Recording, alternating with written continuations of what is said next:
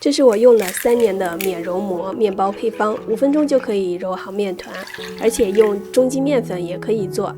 鸡蛋先搅散，140克牛奶里边加入蛋液，不要全部倒完，剩10克左右，然后加25克糖、3克高糖酵母粉，搅匀之后加250克面粉，用普通中筋面粉也可以，不过用高筋面粉做出来的面包口感会更好。像这样搅拌到没有干面粉就可以了。密封静置15分钟，然后加25克油、2克盐，没有黄油的话就用玉米油也可以，揉个2分钟，让面团把油全部都吸收了，放在温暖的地方发酵至2倍大。倒出来发酵好的面团先按压排气，切分成8个小面团，然后像这样向下折叠收拢面团，把面团整理光滑就行了。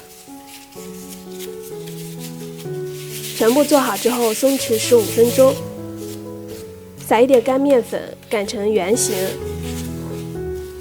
切开面团，然后放上蓝莓果酱，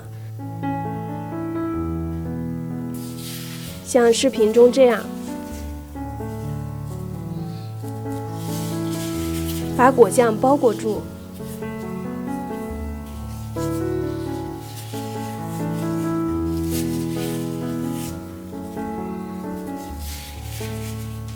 一个漂亮的面包就做好了。我用的是这种纯果肉的蓝莓果酱，配料表很干净，酸酸甜甜的，孩子也很喜欢吃。把面团放在烤箱2次发酵至面团体积变大，表面再刷上蛋液，可以帮助面包上色。烤箱提前预热，175度放在中型烤15到18分钟，上色满意了就出炉。松软的面包搭配酸甜的果酱，出炉就被吃了一大半。